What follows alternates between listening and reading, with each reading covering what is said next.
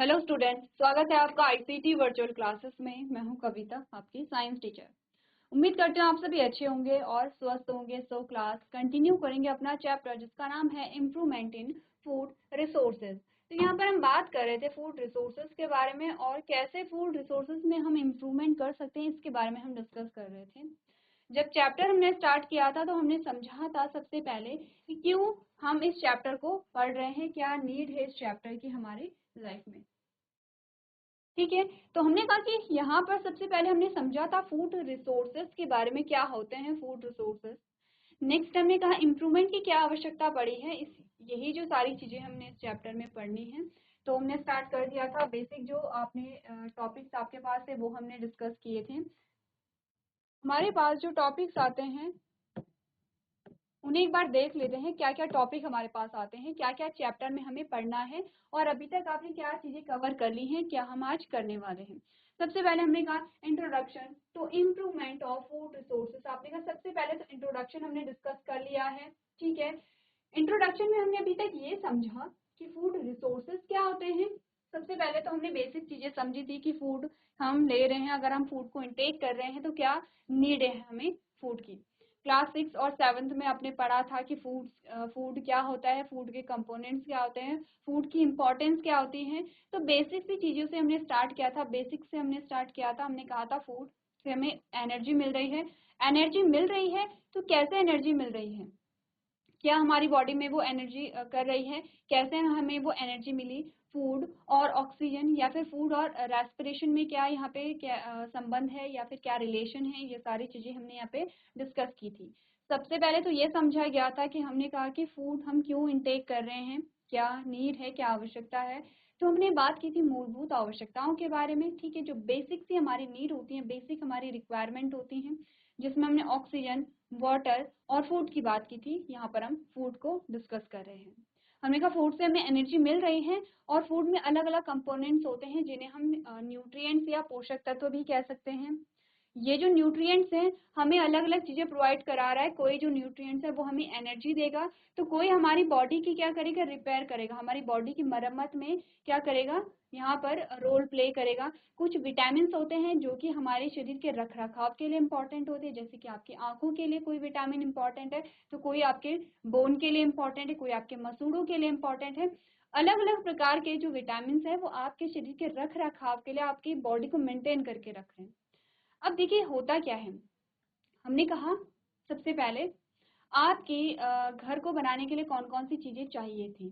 ठीक है, तो हमने कहा कि जैसे ये सेम क्या है, जब हम फूड के बारे में बात करते हैं तो कुछ पोषक तत्व हैं कि जो क्या है हमारी बॉडी की मरम्मत के लिए इंपॉर्टेंट है। जैसे ये प्रोटीन हमने कहा था कि हमारी बॉडी की मरम्मत कर रहा है। ठीक है, हमने कहा कार्बोहाइड्रेट हमें एनर्जी देगा।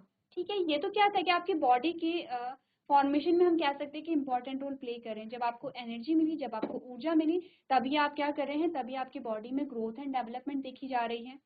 क्लियर है, जब आपको प्रोटीन मिला तभी आपके शरीर की मरम्मत हो रही है, यहाँ पर नई जो सेल्स है उनका फॉर्मेशन हो रहा है, नई कोशिकाएं बन रही हैं। लेकिन अगर विटामिन की बात करें तो आपने कहा शरीर के रख रखाव के लिए इंपॉर्टेंट है। जैसे कि हमने कहा घर बनाने के लिए आपको ईंट, सीमेंट, रेत, ये सारी चीजें चाहिए थी। घर बन गया है, पूरा घर आपने बना लिया है। आप घर की मेंटेनेंस भी तो होती है, आप टाइम टू टाइम क्या करते हैं, सफाई करते हैं। जो टूट फूट होती है उससे आप क्या करते हैं, रिपेयर करते हैं, बनाते हैं। जो भी चीजें खराब हो रही हैं आप उसे बना रहे हैं। ठीक है, तो घर को मेंटेन करके रख रहे हैं। वैसा ही काम विटामिन का होता है कि पूरी बॉडी का फॉर्मेशन हुआ है, आपकी आंखें आपकी बनी हैं, मसूड़े आपके बने हैं, बोन आपकी बनी है, लेकिन उन्हें प्रॉपर तरीके से रखना, उन्हें मेंटेन करके रखना किसका काम है, विटामिन का काम है। तो आपके शरीर का रख रखाव कर रहे हैं विटामिन, आपके शरीर की मरम्मत कर रहा है प्रोटीन, आपको ऊर्जा दे रहा है कार्बोहाइड्रेट एंड प्रोटीन। तो ये सारी चीजें जो आपको मिल रही हैं वो फूड से मिल रही हैं।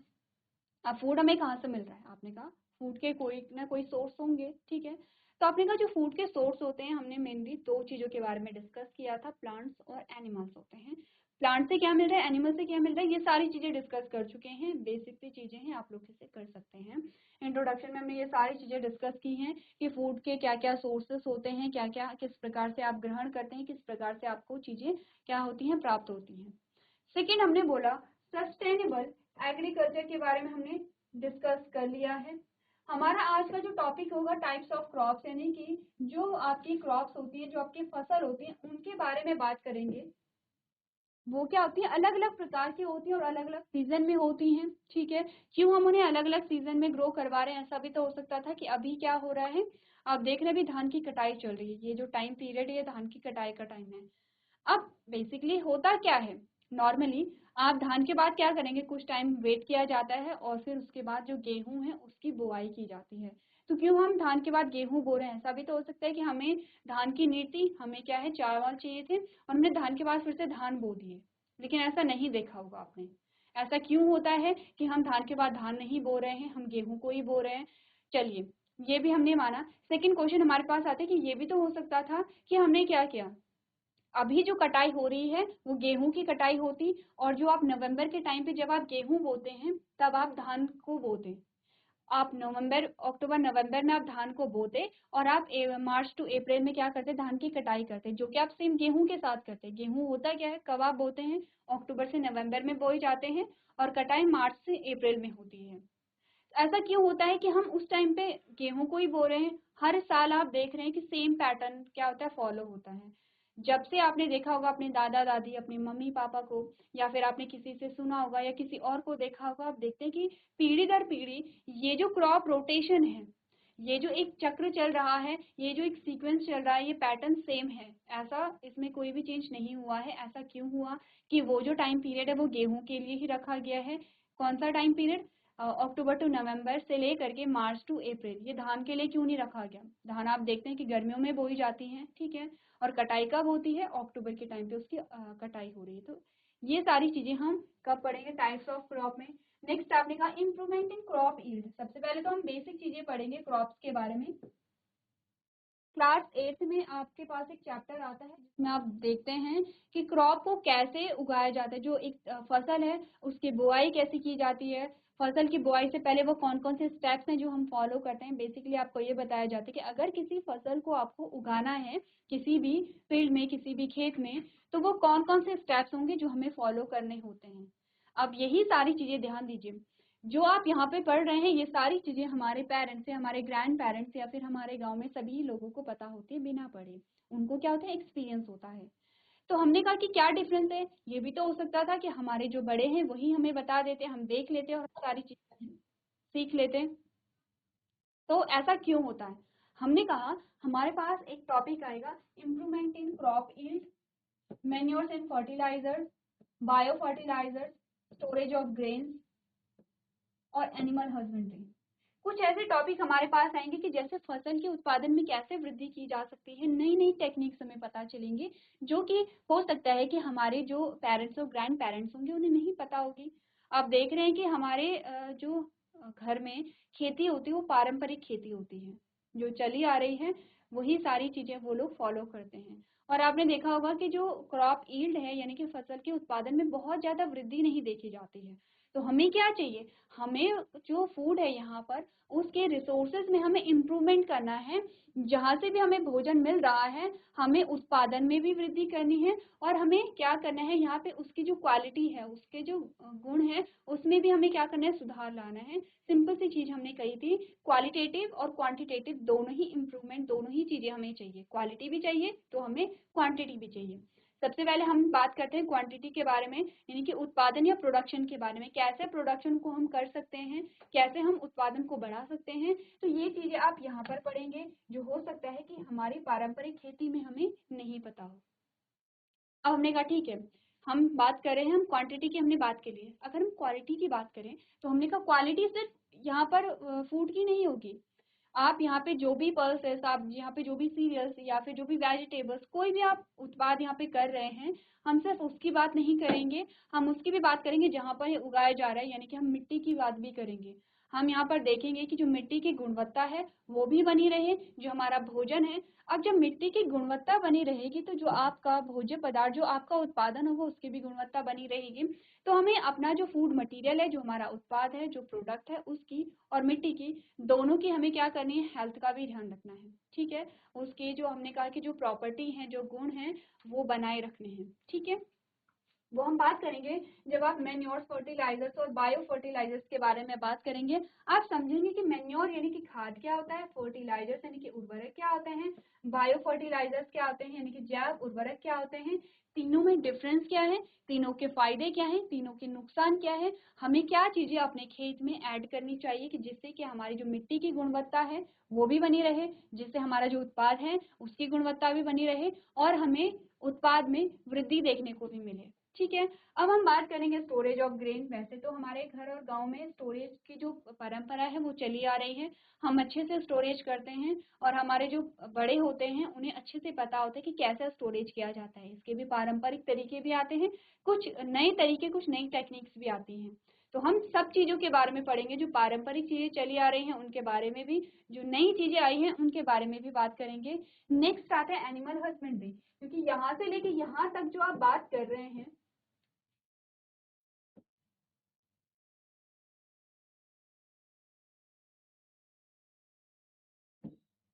यहाँ से लेके यहाँ तक जो आप बात कर रहे हैं, आप बात कर रहे हैं यहाँ पर प्लांट सोर्स की,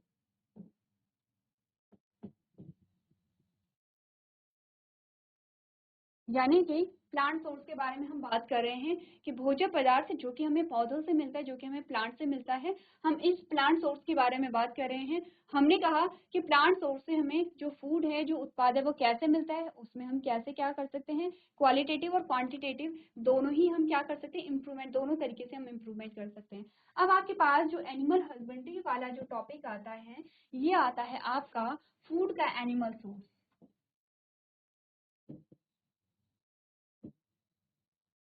एनिमल सोर्स ऑफ फूड।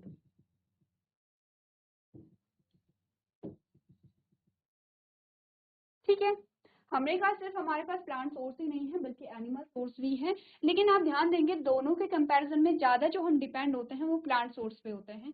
आप देखते हैं कि प्लांट सोर्स से आपको सारी चीजें मिल रही हैं। आपको यहाँ पर क्या मिल रहे हैं, जो सीरियल्स हैं, पल्सेस हैं, वेजिटेबल्स हैं, ठीक है, आपके फ्रूट्स हैं, ये सारी चीजें जो आपको मिल रही है वो प्लांट सोर्स से मिल रही हैं। एनिमल सोर्स से आपको क्या क्या मिलेगा, डेयरी प्रोडक्ट जो होते हैं, दूध और दूध से बनने वाले सारे पदार्थ आपको मिलते हैं। आपको जो मांस, मीट, मछली जो होती है वो सारी चीजें आपको मिलती हैं, जो एग्स सारी इसमें इंक्लूड हो जाते हैं। इसके अलावा और भी प्रोडक्ट मिल सकते हैं, जैसे कि आपने कहा हनी जो आप यूज करते हैं। ठीक है, तो ये सारी चीजें हमें मिलती हैं एनिमल से। तो दोनों के कंपैरिजन में हम जो ज्यादा डिपेंड हैं वो है प्लांट सोर्स पे, दोनों पे ही डिपेंड है। ऐसा नहीं है कि यहाँ पर, आप ऐसा नहीं कह सकते कि कोई जो व्यक्ति था वो क्या था, वेजिटेरियन था, यानी कि वो यहाँ पर नॉनवेज को यूज नहीं करता था, वो मांस, मीट, मछली, अंडा नहीं खाता है, तो वो सिर्फ प्लांट सोर्स पे डिपेंड, ऐसा नहीं है, क्योंकि वो दूध तो खाता है, वो घी भी खाता है, वो मक्खन भी खाता है, वो दही भी खाता है, वो शहद भी यहाँ पे प्राप्त कर रहा है। ये सारे प्रोडक्ट भी किसके हैं, एनिमल सोर्स हैं। ये जो प्रोडक्ट हमें प्राप्त हुए हैं ये एनिमल से ही हुए हैं। इसीलिए हर एक जो व्यक्ति है वो अपने भोजन के लिए दोनों पे क्या होगा, निर्भर होगा।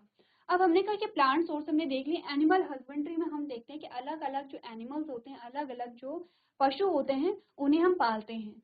जैसे कि हमने कहा हम गाय और भैंस को पालते हैं, बकरी को भी हम पालते हैं, ठीक है, और मुर्गियों को भी हम पालते हैं। तो हमने कहा कि हमारे घर गांव में हम सारी चीजें फॉलो करते हैं, बस हमें यहाँ पे थोड़ा सा नई टेक्निक और एडवांस टेक्निक के बारे में बात करनी है। ठीक है, इतनी बातें क्लियर है तो आगे बढ़ते हैं। चलिए, सबसे पहले आपने पढ़ा है what is food production. Food production क्या है, फूड सोर्स क्या है, दो सोर्स हमने बात की है, इंट्रोडक्शन में अपनी सारी चीजें पढ़ी हैं। आपने कहा successful crop production depend upon many factors. आपने कहा कि यहाँ पर जो सक्सेसफुल क्रॉप प्रोडक्शन है, जो फसल का उत्पादन है, उस वो जो सफल उत्पादन आप कर पा रहे हैं वो किन चीजों पे निर्भर करेगा, इसके बारे में भी हमने बात की थी। आपने कहा understanding how crops grow and develop.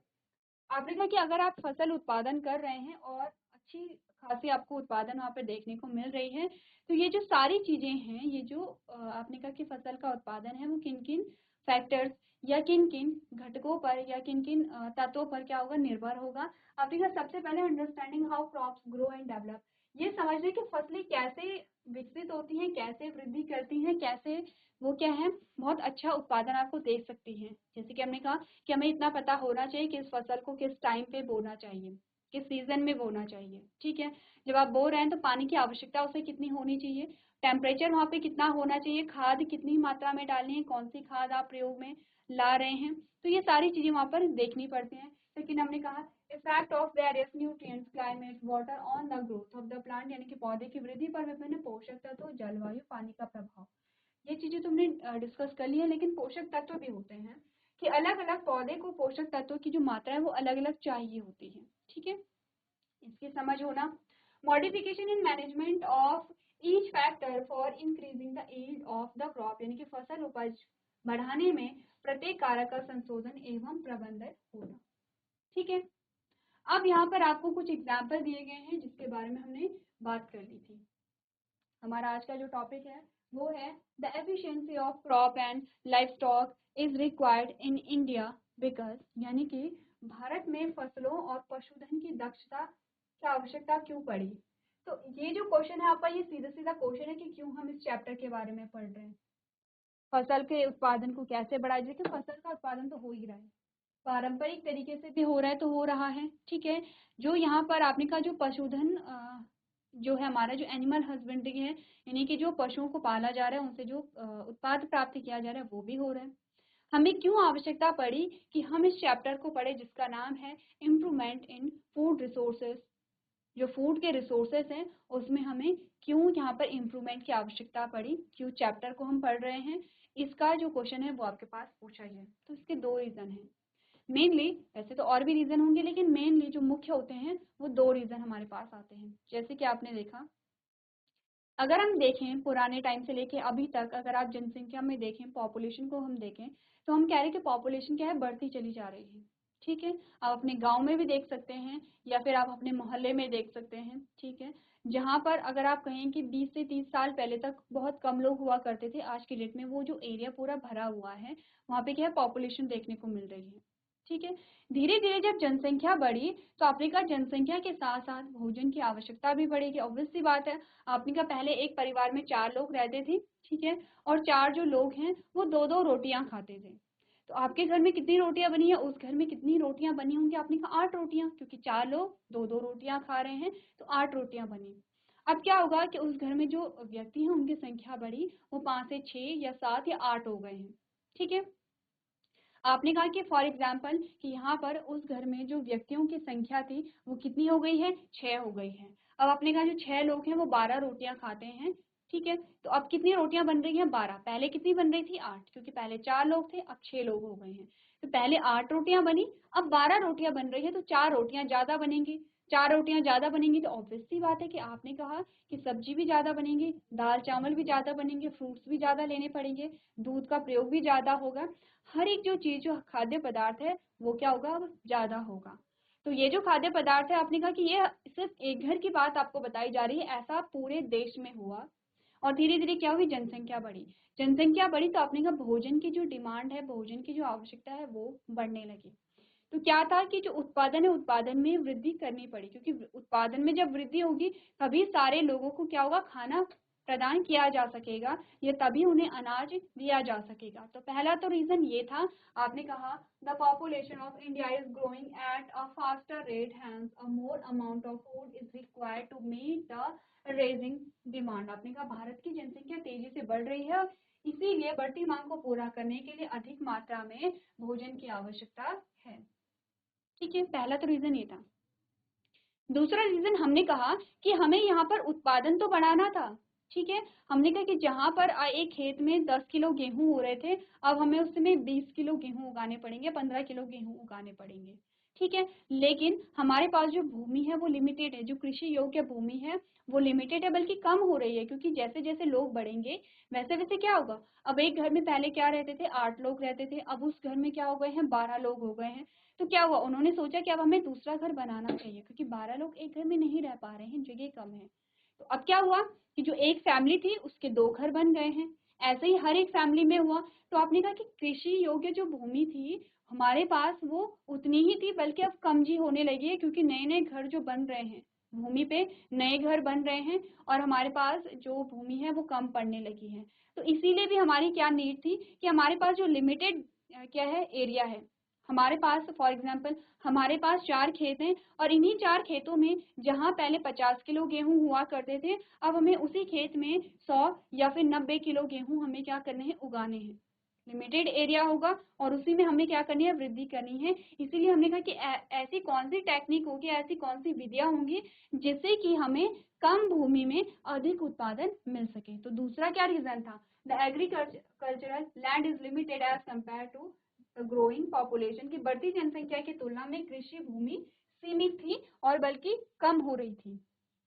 अब आप जान सकते हैं, अब आप समझ सकते हैं क्यों हम इस चैप्टर को पढ़ रहे हैं और इस चैप्टर की कितनी इंपॉर्टेंस है। ठीक है, इससे पहले आपने सोचा होगा कि ये सारी चीजें हमें पता है फिर भी हम क्यों पढ़ रहे हैं। आपने कहा क्योंकि हमारे पास दो इम्पोर्टेंट ऐसे क्या आ जाते हैं, फैक्टर आ जाते हैं जिसकी वजह से हमारी जो सबसे पहले जो नीड है वो है कि क्वांटिटी बढ़ाना, लेकिन क्वांटिटी के साथ हमें क्वालिटी का भी ध्यान रखना है। ऐसा भी नहीं होना चाहिए कि क्या है, हमने इतनी अधिक मात्रा में क्या कर दिया, उत्पादन कर दिया है कि वो जो अनाज है उसकी कोई क्वालिटी ही नहीं है, लोग बीमार हो रहे हैं या जो मिट्टी की जो उपजाऊ क्षमता है वो लगातार कम हो रही है। तो दोनों चीजों का ध्यान रखना है और उत्पादन में वृद्धि करनी है। तो आपको करना क्या है, दोनों पॉइंट्स को आप नोट कीजिए, इंपॉर्टेंट पॉइंट आपके होते हैं, और एनालाइज कीजिए कि क्या इन पॉइंट्स में आपको बताया जा रहा है। चलिए, तो नेक्स्ट टॉपिक देखते हैं। यहाँ पर आपको बता रखा है efforts made to meet the increase in food demands. आपने कहा अभी तक कौन कौन से ऐसे एफर्ट्स किए गए हैं, कौन कौन से ऐसे एक्शन लिए गए हैं जिससे कि फूड के प्रोडक्शन में इम्प्रूवमेंट हुआ हो, यानी कि उत्पादन में वृद्धि हुई हो। आपने इन चीज़ों के बारे में पढ़ा भी होगा जब आप एसएसटी पढ़ते हैं। तो एसएसटी में आप दो चीज़ें पढ़ते हैं, ग्रीन रिवॉल्यूशन और वाइट रिवॉल्यूशन, जिसे आप हरित क्रांति और श्वेत क्रांति के नाम से भी जानते हैं। हरित क्रांति जो है यहाँ पर वो जानी जाती है किसके लिए, जो भी आपकी फसल है फसल उत्पादन के लिए जानी जाती है। और व्हाइट रिवॉल्यूशन यानी कि जो श्वेत क्रांति है वो यहाँ पे दुग्ध उत्पादन और दूध से बने हुए जो प्रोडक्ट होते हैं उनके उत्पादन के लिए जानी जाती है। तो हमने कहा the introduction of modern technology and equipment, uses of fertilizers and high quality seeds. ठीक है, और अगर व्हाइट रिवॉल्यूशन की बात करें तो आपने कहा increasing the growth of milk production by introducing a dairy development programme. क्या हुआ, आपने कहा कि खाद्य मांगों में वृद्धि को पूरा करने के लिए जो प्रयास किए गए हैं उनमें हरित क्रांति है। हरित क्रांति जब आई थी तो यहाँ पर आपने देखा ये जो फसल के उत्पादन में बहुत वृद्धि हुई थी। हरित क्रांति में क्या हुआ था, नई नई जो किस्में हैं उन्हें इंट्रोड्यूस कराया गया था। यहाँ पर जो दो किस्में हैं अलग अलग किस्मों के बीच में क्या किया गया था, क्रॉस करवाया गया था और नई ही किस्म को यहाँ पे बनाया गया था। आपने कहा कि हरित क्रांति में आधुनिक प्रौद्योगिकी और उपकरणों की शुरुआत हुई, उर्वरक और उच्च गुणवत्ता वाले बीजों का उपयोग हुआ। आपने कहा उर्वरकों का यूज हुआ यहाँ पर, और जो उच्च गुणवत्ता वाले बीज थे, उच्च गुणवत्ता का मतलब क्या है, जैसे फॉर एग्जाम्पल हमने कहा एक वैरायटी या एक जो हमारे पास किस्म आती है किसकी, हम बात कर लेते हैं यहाँ पर धान के बारे में। हमने कहा एक किस्म हमारे पास आती है ए और एक किस्म हमारे पास आती है बी। अब दोनों में क्या है, अपने अपने गुण हैं। हमने कहा ए क्या है ज्यादा, हमने कहा ए में जो ग्रोथ है वो बहुत अच्छी हो सकती है, ग्रोथ बहुत अच्छी है। ठीक है, फली जो होती है फली बहुत बड़ी बड़ी होती है। फली समझते हैं आप, जैसे कि ये एक पौधा है और यहाँ पर ये फली लगी हुई है। फॉर एग्जाम्पल ये धान का ही पौधा है। फली का मतलब होता है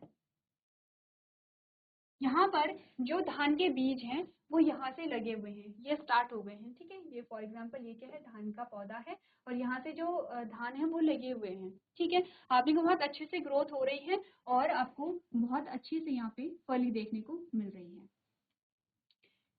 क्लियर है इतना। अब बी की बात करें तो आपने कहा बी में क्या है, बी में भी बहुत अच्छी ग्रोथ आपको देखने को तो नहीं मिल रही है, लेकिन इसमें क्या है, एक और चीज इसमें जो इसका ड्रॉबैक है वो ये था कि ये पौधा है और इसमें बहुत छोटी फली है।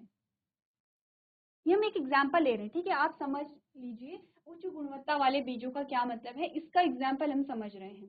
दोनों में आप देखिए जो ए दोनों ही क्या है, धान के पौधे हैं, अलग अलग किस्में हैं, अलग अलग वैरायटी है। क्लियर है, आपके लिए होमवर्क में क्या है कि आप ये देखेंगे कि धान की कितनी वैरायटी है, कौन कौन सी वैरायटी है, और ये देखेंगे कि हरित क्रांति के दौरान वो कौन सी किस्में थी जिनमें क्या हुआ, आपको सुधार देखने को मिला।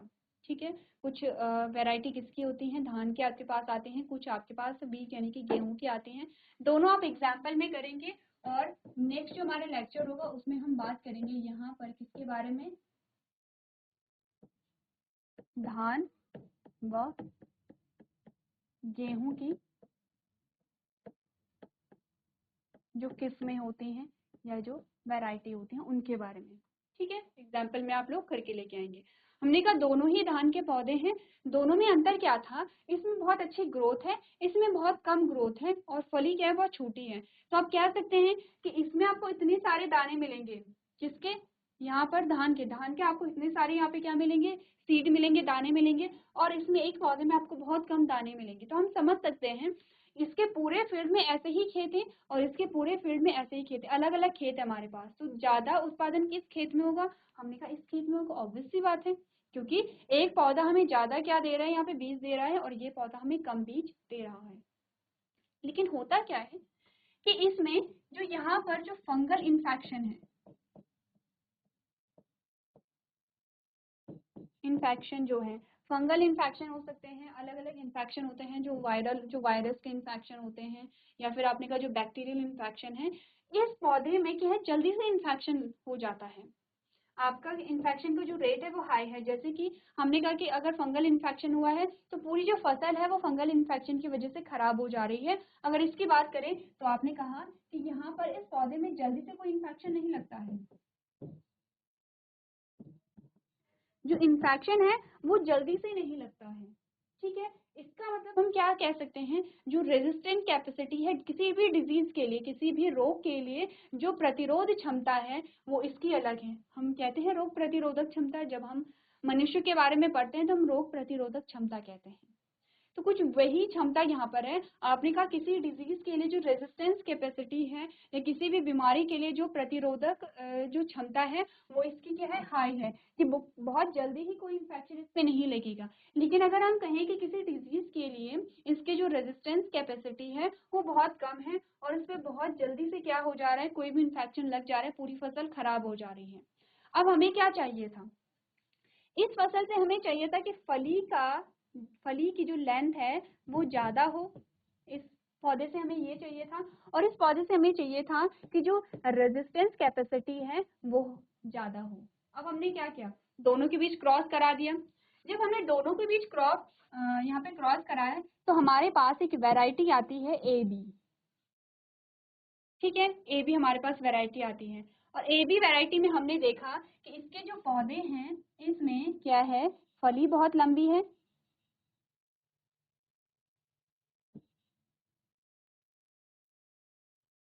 ठीक है, फली क्या है बहुत लंबी है यहाँ पर, और आपने कहा कि इसमें बहुत जल्दी कोई इन्फेक्शन नहीं लग रहा है। इट मीन्स कि आपको ये कैरेक्टर भी यहाँ पर मिला और आपको जो रेजिस्टेंस का क्या जो कैरेक्टर था किसी डिजीज के लिए वो भी इसमें मिल गया है। तो हमारे पास एक तीसरी नस्ल आई ए बी। ठीक है, हम कह सकते हैं कि ए बी के जो पौधे हैं उनमें जो बीज हैं वो उच्च गुणवत्ता वाले हैं, जिसमें क्या है प्रोडक्टिविटी ज्यादा है, प्रोडक्शन ज्यादा है, इसका मतलब क्वांटिटी ज्यादा है। आपने कहा जो डिजीज है, जो बीमारियां हैं उसके लिए जो रेजिस्टेंस कैपेसिटी वो हाई है, इसका मतलब कि जो क्वालिटी है वो भी क्या है, अच्छी है, क्वालिटी भी हाई है। तो क्वांटिटी कहाँ मिली हमें, क्वांटिटी हमें यहाँ मिली और क्वालिटी हमें कहाँ मिली, यहाँ मिली। दोनों को हमने क्या कर दिया, एक साथ लेकर के आ गए हैं। अब हमें जो सीड मिल रहे हैं वो क्वालिटेटिव और क्वांटिटेटिव दोनों हैं, इसीलिए कहा गया है कि क्या हुआ, यहाँ पर उच्च गुणवत्ता वाले बीजों का उपयोग किया गया। श्वेत क्रांति में क्या पढ़ा हमने कि डेयरी विकास कार्यक्रम शुरू करके दूध उत्पादन में वृद्धि करना। क्लियर है इतना, दोनों क्रांतियों में हमने पढ़ा है, किन किन विषयों में है। यहाँ पर आप बहुत कम पढ़ रहे हैं, जब आप एसएसटी में ये टॉपिक्स पढ़ते हैं तो आप बहुत डिटेल में पढ़ते हैं कि कब शुरू हुई, किसने शुरू की, जब शुरू हुई तो क्या क्या किया गया, क्या इसके परिणाम निकले। ठीक है, तो यहाँ पर आपको सिर्फ इतना समझने कि जो एफर्ट्स किए गए हैं वो कौन कौन से एफर्ट्स किए गए हैं। आपने कहा the introduction of these evolutions has led to an increased use of natural resources, hence now a sustainable methods of increasing crops and livestock efficiency are also required। यानी कि इन क्रांतियों की शुरुआत से प्राकृतिक संसाधनों का उपयोग बढ़ गया, इसलिए अब फसलों और पशुधन दक्षता बढ़ाने के स्थायी तरीकों का, की भी आवश्यकता है। क्लियर है? एक बार देखिए यहाँ पर हरित क्रांति और श्वेत क्रांति के बारे में। चलिए नेक्स्ट जो टॉपिक हमारे पास आता है, इसमें हमारे पास आता है क्रॉप्स, उसके टाइप्स। ठीक है, क्रॉप्स है, उनके टाइप्स हैं, उनके एग्जाम्पल हैं और उनकी क्या वैल्यू है, वैल्यू इन द सेंस कि हमें उस प्रकार के जो क्रॉप है उससे क्या प्राप्त हो रहा है। तो सबसे पहले हमने कहा हमारे पास आते हैं सीरियल। एग्जाम्पल आपके पास है, यानी कि जो अनाज आपके होते हैं, वीट है, राइस है, मेज है, मिलेट्स एंड सॉर्गम है। ठीक है, आपके पास जो अनाज आते हैं उसके एग्जाम्पल आपके पास है। अनाजों से हमें क्या मिल रहा है, कार्बोहाइड्रेट है। अब कार्बोहाइड्रेट के क्या फंक्शन है, देखिए ये आपको पता होने चाहिए, हम छोटी क्लासेस से पढ़ते चले आते हैं। क्लास 6-7 से आपके पास न्यूट्रिएंट्स यानी कि पोषक तत्व आए हैं और हमने पोषक तत्व के बारे में भी बात की है। दूसरी हमारे पास आती है पल्सेस यानी कि दालें। आपने कहा ग्राम हो गया है, ब्लैक ग्राम है, ग्रीन ग्राम है, ठीक है, पिजन है, पी है और लेंटिल्स है। दालों से हमें मिलती है प्रोटीन। ठीक है, और प्रोटीन का क्या फंक्शन होता है, हमने कहा कि हमारे शरीर की रख रखाव मरम्मत करते हैं, मेनली क्या है, मरम्मत है। आपने कहा जो ऑयल सीड है वो भी जिनसे हमें ऑयल मिलता है, जैसे कि सोयाबीन है, ग्राउंड नट है, सीसम है, कैस्टर है, मस्टर्ड है, सनफ्लावर है। इनसे हमें क्या मिलता है, फैट मिलता है। क्लियर है इतना? नेक्स्ट हमें क्या वेजिटेबल्स और स्पाइसेस हमारे पास आते हैं, यानी कि सब्जियां और कुछ मसाले, जैसे कि कैरेट है, ठीक है, सिनेमॉन है, ऑरेंज है, स्पिनिच है। इनसे हमें minerals, vitamin and small amount of carbohydrate, fat and protein, ये सारी चीजें हमें मिलती हैं। ठीक है, नेक्स्ट हमने कहा फूडर क्रॉप्स यानी कि बरसीम, ओट्स और सुडन ग्रास। ठीक है, इससे हमें फूड फॉर लाइफ स्टॉक यानी कि लाइफ स्टॉक के फूड हमारे पास आते हैं। एक बार आप लोग इस पूरी जो टेबल है इसे देख लेंगे, इजी है और इसे आपको समझना जरूरी है क्योंकि आपको पता होना चाहिए सीरियल्स में क्या है, पल्सेस में क्या है, वेजिटेबल्स में क्या है। ये सारी चीजें आप लोग एक बार देख लेंगे। तो आज के सेशन में हम इतना ही करेंगे। अभी तक क्लास में बने रहने के लिए आपका धन्यवाद।